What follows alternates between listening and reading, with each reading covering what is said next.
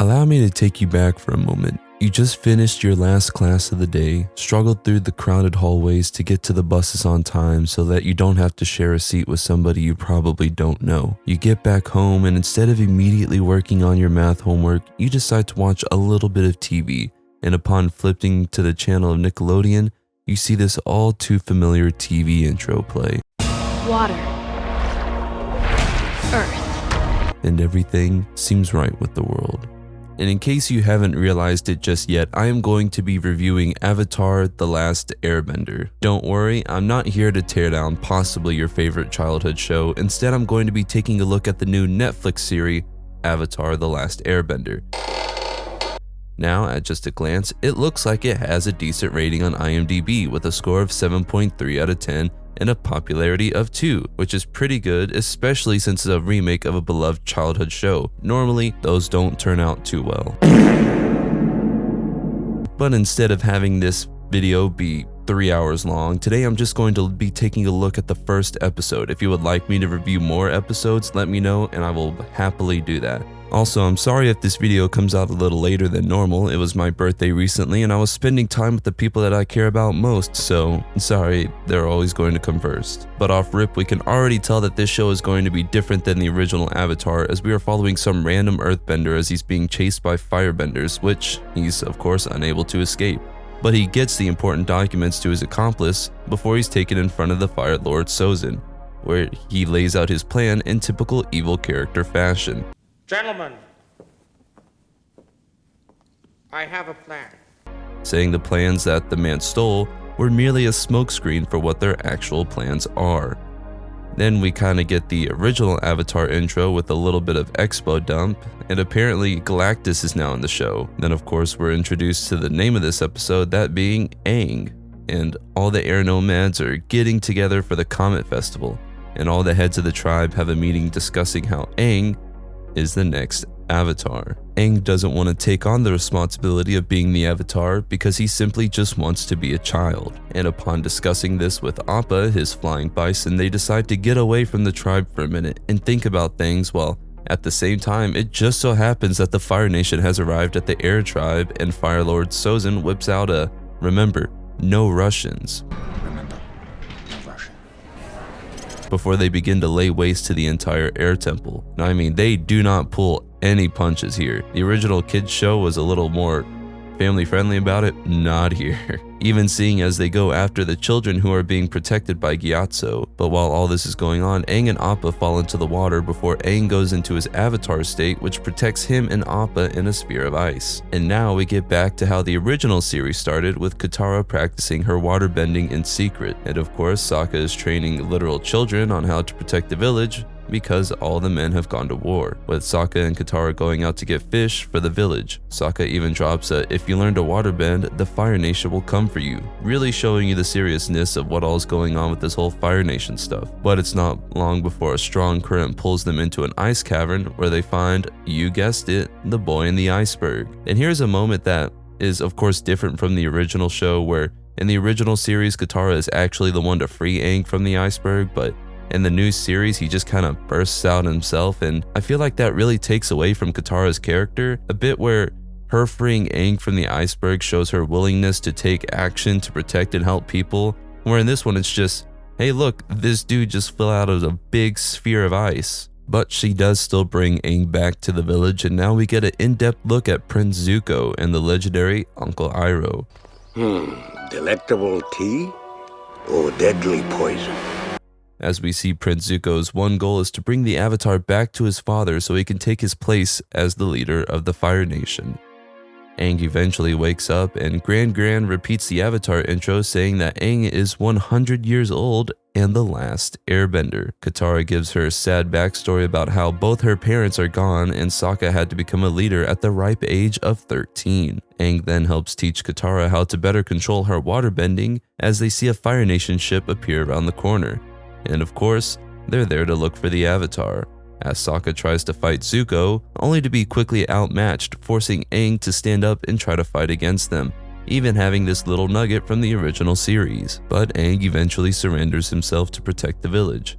And it's clear that in this conversation between Iroh and Aang that Iroh doesn't exactly agree with what the Fire Nation has been doing, but Aang is able to escape using his nifty airbending and eventually make it up to the top deck, where he uses his airbending once again to fly away. Only before he gets too far, he's hit by Zuko, causing him to fall, but luckily Katara and Sokka show up just in time to save Aang, but Zuko, seeing them get in way, tries to hit them with one final shot of firebending, for Katara to only block it with her waterbending, showing not only one, that she's getting better at her waterbending, but two, the Fire Nation knows that there's waterbenders again. Aang decides that they should go back to the Air Temple so that the Fire Nation won't go back and attack the Water Tribe.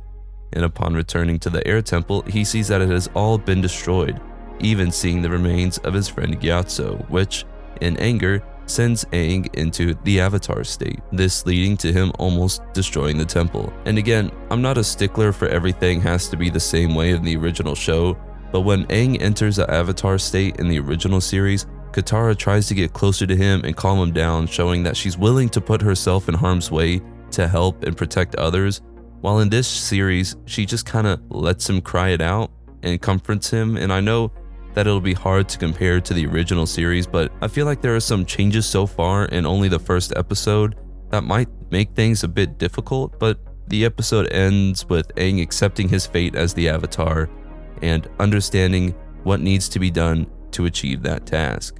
And now, watch as I enter my Avatar state and begin review time. Alrighty, I'm gonna go ahead and hop right on into my ratings. For the plot, I give it a 2. I really like how they expanded on the Fire Nation's rise. I don't exactly like how they're changing Katara already, but in just the first 15 minutes of the show, it really helps set up the Fire Nation's attack, and it also shows kind of the brutality that came with that. In the show, we never really got that. We do see the aftermath of what happened with the Fire Nation invading the Air Temple, so you can surmise what happens, but to just kind of have, like I said, it's just a short 10 to 15 minutes at the beginning of the episode where you see what is going on with the Fire Nation invasion, and I feel like that really sends a strong and impactful, right out the bat, just a good, sensible intro to it. And it also shows that the people that grew up watching this show, who are most likely in their mid to late 20s now, can now watch this as adults and enjoy it as an adult. Which I'm not saying that you can't go back and watch Avatar as an adult, I'm just saying it also has a different feel to it. So I really enjoyed the fact that they did that. Again, I'm just not super sold so far on the fact that they keep kind of changing Katara's character. In the two instances I pointed out, it's not the end-all be-all, but I feel like those are two very pivotal moments in her character that shows how she's willing to put herself in danger to save someone, frankly, she doesn't even know yet. So I hope in the later episodes they change that. I hope that they're not going too far into changing who she was as a person, but as of right now, it gets a 2 for the plot for me. It all stayed pretty sensible. Like I said, the back half of the episode was very similar to the original first episode, but at the moment, it's just kind of up in the air, but it still gets a 2 from me. For the acting, it gets a 2.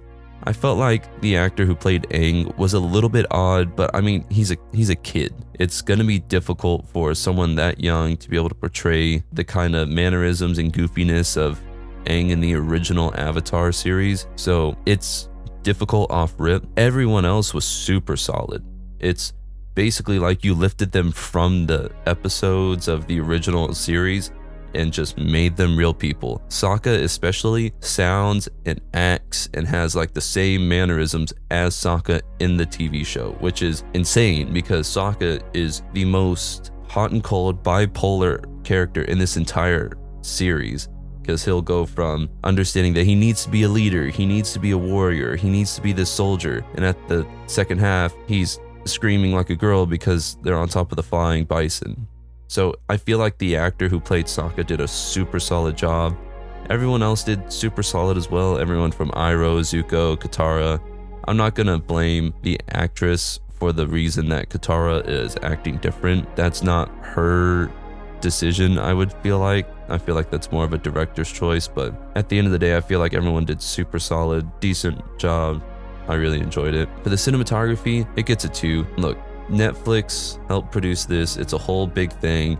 Of course, it's going to look nice, and it's just going to. That's a God-given fact. It looks goofy a couple times with the CGI moments, which I won't use to take this down too much, because it's not like you can go out onto Times Square and find someone air or water bending. Like, this is not something that people do. So you're gonna have to use some movie magic to really sell the point home about people being able to control elements. But one scene in particular that I remember is from the intro to this, when they did the original like earth, wind, fire, air, all that garbage, was when they had the, I think it's Gyatso, where I can't remember exact name for them because they haven't come up in the show yet, but it's the ladies with the fans, and she just looks super goofy, which again, I understand it's hard to portray somebody flying themselves in the air with fans because we can't do that. I just think it looks goofy. It made me laugh, but it still gets a 2 because the rest of it looks really good. Even some of the bending material looks pretty good, so not gonna harp on it too much. Gets the full 2 for me. Well, it gets 2 out of 3 for me. For the bonus point, it gets the full bonus point. I really liked the intro where they expanded on the Fire Nation invasion.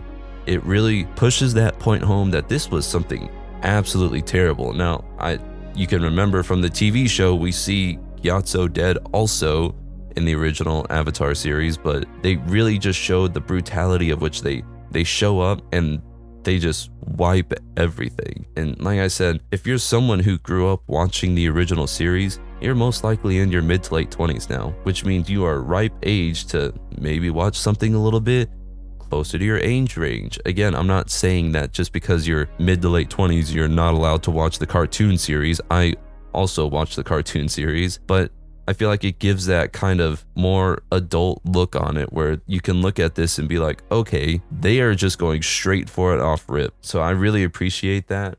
I like that they tried to do a little bit more. So it gets the full point for me, and I thought it was really good. It gets the full bonus point. So for those of you who don't want to add it up or are really bad at math, don't worry, I have a calculator. So if we take the 2 from the plot, the 2 from the acting, the 2 from the cinema, and the 1 bonus point, this one's pretty simple. It's a solid 7 out of 10, which if we compare that to the IMDb score from earlier, it's a 7.4 out of 10. I'm 0.4 off. Again, it's a little lower than the original one, but pretty close. So I think if the rest of the series goes this way, I can see it being pretty good. I could see me watching the rest of it just for the fun of it. I can also watch it if y'all want me to review it.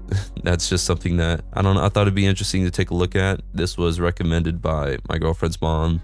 They thought it'd be a good idea for me to take a look at the Avatar series, so big ups to them. It seems like 90% of my video ideas are coming from my girlfriend and her family, so hey, she's my content queen, what can I say? But that is my rating for the first episode of Avatar the Airbender, the Netflix series. If you enjoyed it, please leave a like and subscribe. If you didn't, I'm sorry, but thank you for anyone who decided to stop by and listen.